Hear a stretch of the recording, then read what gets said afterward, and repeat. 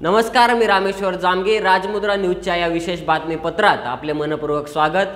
लोकसभा निवडणुकीच्या 6व्या टप्प्याची अधिसूचना जारी. देशभरातल्या 57 मतदारसंघांमध्ये 25 मे रोजी मतदान, तर 6 मे पर्यंत उमेदवारी अर्ज दाखल करण्याची मुदत.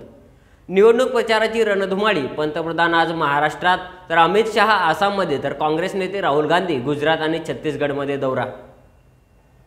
वर्षानुवर्षे ज्यांच्यावर अन्याय झाला त्यांचं प्रायश्चित्त म्हणून आरक्षणाला अधिकाधिक बळ देणार. आरक्षणाच्या मुद्द्यावरून विरोधक दिशाभूल करत असल्याचं पंतप्रधानांचं सोलापुरात प्रतिपादन. अग्निवीर आणि खासगीकरण यासारख्या योजना आरक्षण संपवण्याचा मार्ग असण्याचा काँग्रेस नेते राहुल गांधी यांचा आरोप. देशभरात अनेक ठिकाणी तापमानाचा, अनेक ठिकाणी पारा 40 पार. कोकणात पुढील 2 दिवस उष्णतेच्या लाटेची उष्णता. छत्तीसगडमध्ये रस्ते अपघातात 9 जणांचा मृत्यू, तर 21 जण जखमी. आता पाहूयात बातम्या सविस्तर. लोकसभा निवडणुकीच्या 6व्या टप्प्याची अधिसूचना आज निवडणूक आयोगाने जारी केली. या टप्प्यात 6 राज्य आणि एका केंद्रशासित प्रदेशातल्या 57 मतदारसंघात 25 मे रोजी मतदान होईल. उमेदवारांना 6 मे पर्यंत आपले अर्ज दाखल करता येतील. 13 मे रोजी होणाऱ्या 4थ्या टप्प्यातील उमेदवारी अर्ज मागे घ्यायचा आज शेवटचा दिवस. ठाणे लोकसभा मतदारसंघातील शिवसेना उद्धव बाळासाहेब ठाकरे गटाचे उमेदवार राजन विचारे यांनी आज उमेदवारी अर्ज दाखल केला.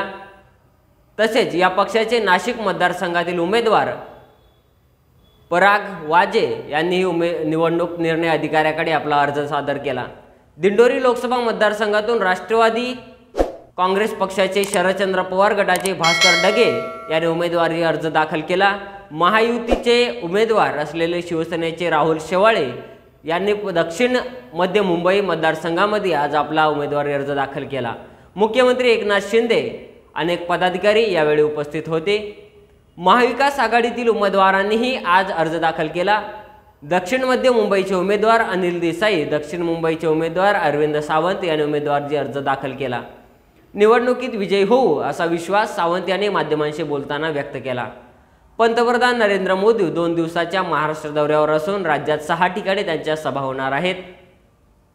वर्षानुवर्षे ज्यांच्यावर अन्याय झाला त्यांचं प्रायश्चित्त म्हणून आरक्षणाला अधिकाधिक बळ देण्याचा प्रयत्न करेल असं पंतप्रधान नरेंद्र मोदी यांनी सांगितलं. ते सोलापुरात महायुतीच्या प्रचार सभेत बोलत होते. आरक्षणाच्या मुद्द्यावर विरोधक दिशाभूल करत असल्याचेही यावेळी म्हणाले. आरक्षणासाठी मोठे निर्णय घेण्याची तयारी असल्याचे प्रतिपादन त्यांनी केले. जितके देता येईल तितकी ताकद आरक्षणाला देऊ असं त्यांनी यावेळी सांगितलं. पंतप्रधान नरेंद्र मोदींना खासगीकरणाचे शस्त्र बनून आरक्षणाचा अधिकार लोकांकडून हिसकावून घ्यायचा आहे असा आरोप राहुल गांधी यांनी केला. गुजरातमधल्या पाटण येथे ते जाहीर सभेत बोलत होते. देशभरात समान नागरी कायदा लागू करण्याचा आपला प्रयत्न असल्याचे भाजप नेते पंतप्रधान नरेंद्र मोदी यांनी म्हटले. विविध समाजासाठी विविध कायदे ही बाब समाजविघातक असल्याचे ते म्हणत होते. भ्रष्टाचार एक गंभीर समस्या आहे आणि आम्ही त्याचा सामना गांभीर्याने करतोय असे त्यांनी स्पष्ट केले. गेली 10 वर्षांमध्ये देशाच्या विकासाचा उत्तम पाया तयार झाला आहे असे ते म्हणाले. भाजपाला मत म्हणजे देशाच्या विकासाला मत असं त्यांनी सांगितलं. आम आदमी पक्षाच्या जेल के जवाब में वोट देंगे या प्रचार गीतावर केंद्रीय निवडणूक आयोगाने आक्षेप नोंदवला आहे. आयोगाच्या मार्गदर्शनपर तत्वांचं पालन न केल्यामुळे आयोगाचे आक्षेप घेतला आहे. तसेच हा व्हिडिओ सर्व समाज माध्यमावरून हटवण्याचे निर्देश निवडणूक आयोगाने दिलेत. तर एखाद्या राजकीय पक्षाच्या निवडणूक गीतावर आक्षेप घेतल्याची घटना ही पहिलीच बाब असल्याची टीका आपच्या नेत्या अतिशी यांनी केली आहे. केंद्रीय खाण मंत्रालयाने आज नवी दिल्ली येथे 2 दिवसीय दुर्मिळ खनिज शिखर परिषदेचे आयोजन केले आहे. दुर्मिळ खनिज परिषद ही सहयोग वाढवण्यासाठी, ज्ञानाची देवाणघेवाण करण्यासाठी, नाविन्य आणण्यासाठी बनवण्यात आलेला एक महत्त्वपूर्ण उपक्रम आहे.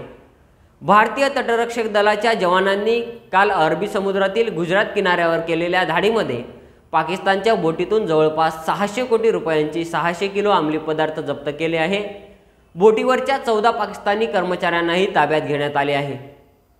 तटरक्षक दल, दहशतवादी नियंत्रण पथक आणि अंमली पदार्थ नियंत्रण पथक या 3 तपास पथकांनी एकत्रितपणे ही मोहीम राबवली. छत्तीसगडच्या सुकमा येथे नक्षलवाद्यांशी झालेल्या चकमकीत पोलिसांनी एका नक्षलवाद्याला कंठस्नान घातले आहे. नक्षलवाद्यांनी केलेल्या गोळीबारात पोलीस जवानांनी चोख प्रत्युत्तर दिले आणि यावेळी घटनास्थळावरून अनेक अस्त्र, नक्षलवादी साधनसामग्री हस्तगत करण्यात सुरक्षा जवानांना व यंत्रणांना यश आले आहे. इथेच आजचे बातमीपत्र संपले. देशभरातील आणि जगभरातील तसेच कला, साहित्य, राजकारण, शिक्षण अशा विविध घटकांच्या वेळोवेळी अपडेट पाहण्यासाठी राजमुद्रा न्यूज लाईव्हला सबस्क्राईब करा आणि तुमच्या प्रतिक्रिया आम्हाला कमेंटच्या माध्यमातून कळवा. धन्यवाद. मनोरंजनाचं प्रबोधन, करमणुकीचं उद्बोधन, बातमी अचूक, माहिती बिनचूक. पाहत रहा राजमुद्रा न्यूज लाईव्ह.